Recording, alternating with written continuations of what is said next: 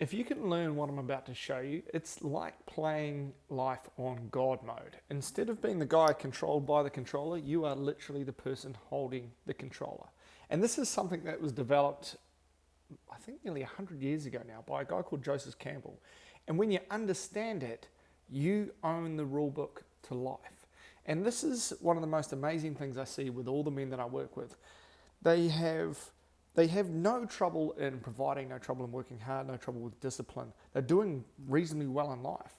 But they come to this point in their life where there's this big collapse, this crisis. For a lot of men, it's a divorce. They've provided everything, the time and the energy, and then suddenly their one thing that they work for, their family, their wife, their kids, is ripped away from them.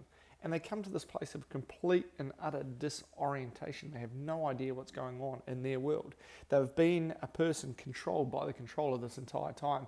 And they've just come to this point of this realization that that's them, that they never had the control. And on the other end of the spectrum, there's guys that have reached a level of success in their life, whether that's financially, whether that's a status thing. And they get there and they're like, this isn't what I thought it would be. And suddenly, again, their world collapses. So what I'm going to show you is how you can actually use something that is already in you. It's in all of us. It's a deep psychological map and understanding to help you create the life that you truly want and that I believe that we truly all deserve. And it's something that I love sharing with men because once they understand this, it truly is like becoming the God in their own lives, becoming the man with the controller, no longer being I call it the leaf in the wind. You can either be the leaf or you can be the wind. So I'm going to walk you through this. And when you understand this and put it into your life, you are going to be blown away. I'm excited for you. Let me show you this little thing here. So this is what is called the hero's journey. And there's a couple of pieces to this right at the start that you need to understand.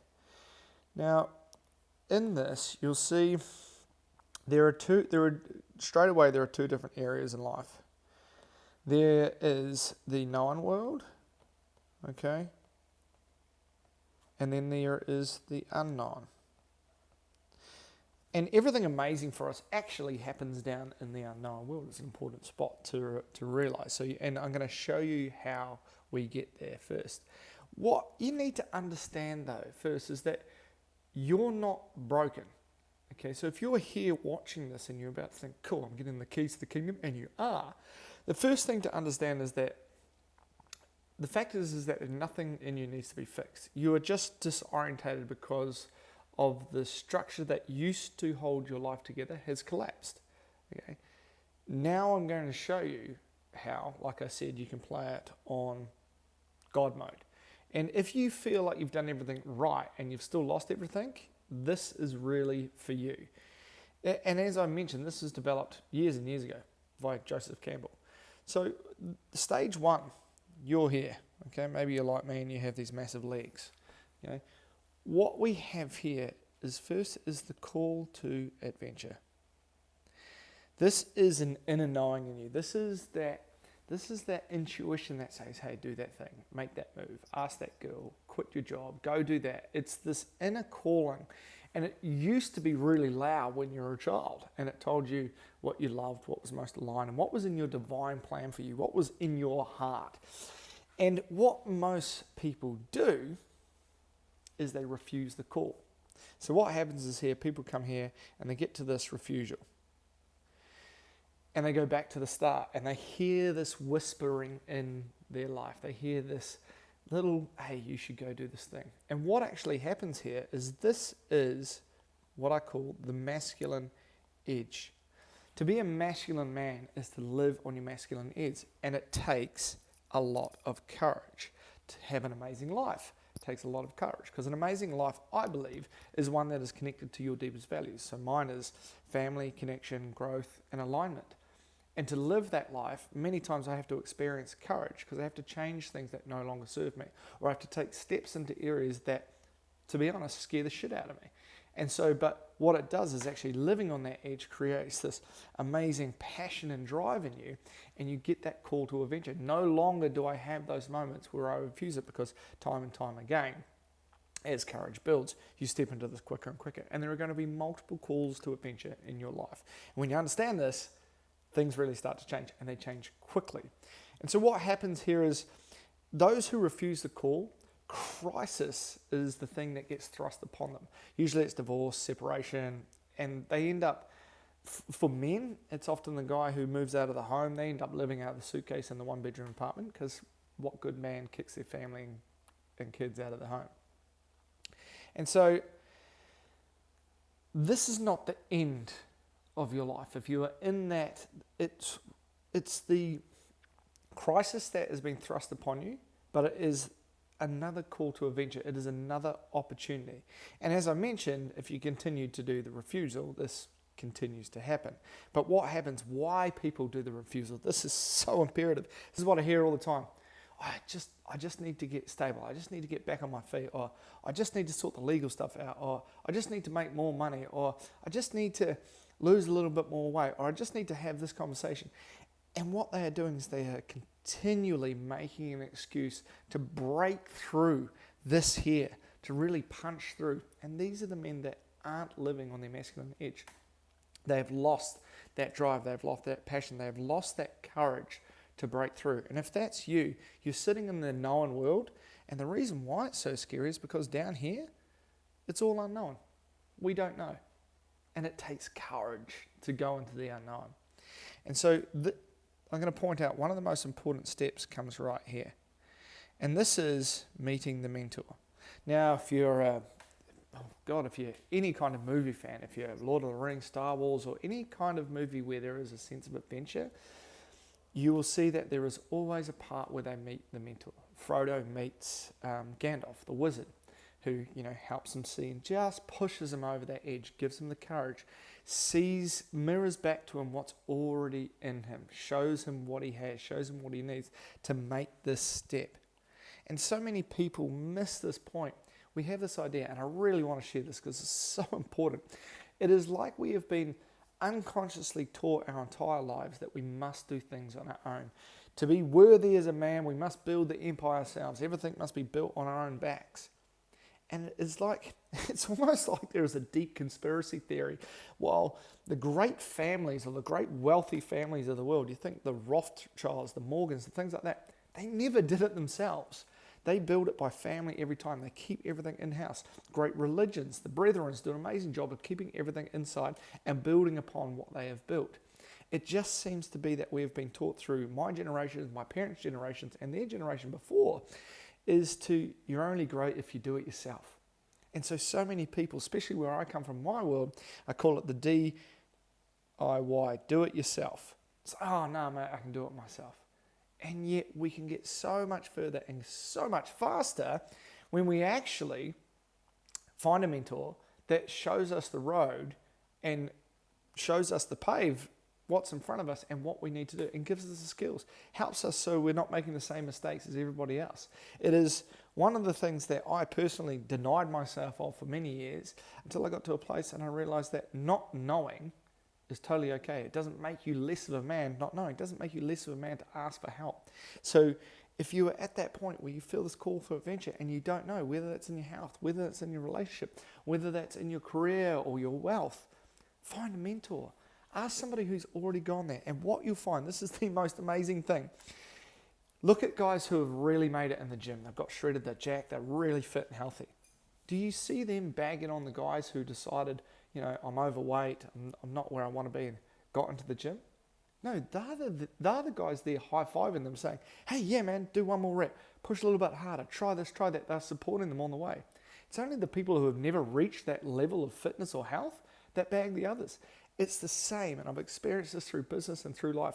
As I've made money and succeeded in business and wealth, it is not the people who are at the top. It's not the people who've already made it who bag you. They are your biggest cheerleaders, complete and other strangers who have made it in business, who have made the wealth. They are the guys trying to pull you up, trying to get you closer, trying to see you win. It's the people who have never made it. It's the people who are sitting at the top of this circle here, who refuse the call again and again, who will bag the shit out of you for trying to make yourself better, for looking for help, for going for the mentor. And I can promise you this, as you step into this and you go and you answer this call, your life is going to change. It's going to become challenging in the most fruitful ways you've ever seen. And some people, the people that you may have thought were going to be there for you, are not going to be there cheerleading you along. It's one of the things that happens in the unknown, because it reflects back to other people what they're not prepared to do. It reflects back to them. You become the mirror of their life. Your courage becomes the trigger for them that they don't want to see in themselves, and they hassle you for it. Okay? So this is just something to really, really understand. And so once we've met the mentor, we cross this threshold here. We cross into the unknown man. And this is where numbing, where we might have numbed through Netflix or alcohol or drugs or just a complete ignorance of the truth of our life, whether that truth is we destroyed a relationship, whether that truth is that we've reached a summit and it hasn't fulfilled us and we're no longer happy, or may even be depressed, or whether that truth is that we are overweight. It's getting to this point here, because what happens here, we're no longer numbing out. We're now confronting. And what that can be met with is shame, rage, self-abandonment, an identity vacuum. And this is the point where most men will retreat back into distraction, drugs, alcohol, Netflix, whatever it is, porn, working, training, or even dating. And it's not because they healed something, it's because they are afraid to face who they have become, who they were to have created the life and the crisis that they are now experiencing. And so as we go through and we move further down here, this is when it gets really, well, I don't want to say scary, but really interesting, because this is where we have the test, this is where we meet allies and enemies. This is where we start to face our inner demons. This is where it gets hard. This is where the challenge is. And if we don't have the right mentorship, we don't have the right mindset, it often sends us straight back to the start. This is too hard. Oh, I don't want to do it anymore. All these sorts of things. And I use the example of a dickhead boss versus an arsehole boss. I always say you're better off to have an arsehole boss than a dickhead boss, because a dickhead boss will keep you in the job and you'll be like, it's not too bad, so I'll stay. It pays the bills. Where an arsehole boss, you get to the point where you're like, I just can't stand this anymore. And we make the change to leave. That is a test in the ally. That challenge pushes us forward and we make a change to leave because the pain is so great. If the pain is great enough, these enemies, these allies, and these tests will all become things where we say, this is happening for me rather than to me. And we'll be like, God, what am I going to learn from this challenge? And so what we start heading into here is our inner cave. And Joseph Campbell says this lovely quote, and I'm absolutely going to butcher it, but it's our greatest treasure is in the cave we fear the most. And that is the whole idea that where things are the hardest, where the challenge is at its precipice, that is where the real gold is for you. And what happens here is there is what we call a death. And this is really, really important. And it's one of the saddest things in our world as men, is we have an unbelievably high rate of suicide. And that's because when we're on these journeys, we are unconsciously called to death. But it is not death of the physical self. It is death of the boy psychology in us that is keeping us stuck. It is an aspect of our size that needs to be transmuted, integrated, sent back to source with all its learning so we can then evolve and move forward in our lives. Our soul is always calling us forward, deeper into a sense of alignment, deeper into a sense of joy, happiness, and to experience what we can experience here on this plane. And so what happens here is this death is these identities like the provider, performance-based metrics. I'm only good if I make X amount of money. It might be the death of the nice guy. I can only be loved when I'm really, really nice. And then from that, and I'm going to share this in a bit, some amazing things are birthed. Another one that dies is the death of being needed. Okay, and so when we remove these things away from our identity, we become voids. We don't know what the hell we are. Like, what am I without my performance metrics? What am I without my income? What am I without my title of fatherhood? What am I without my title of a job? All of these things, and it's a really shattering world. And so this becomes our inner cave. And this is an important thing here. I have a note here because you do not rebuild your life by fixing what was broke. This is really important. You rebuild it by becoming someone who cannot be broken. You've really got to understand that, because going back and doing the same things again is not going to get you to where you were. You were never going to be able to fix what was broken, because it was going to keep repeating itself with the version that you were. Become the version that cannot be broken, and you are now the man with the controller.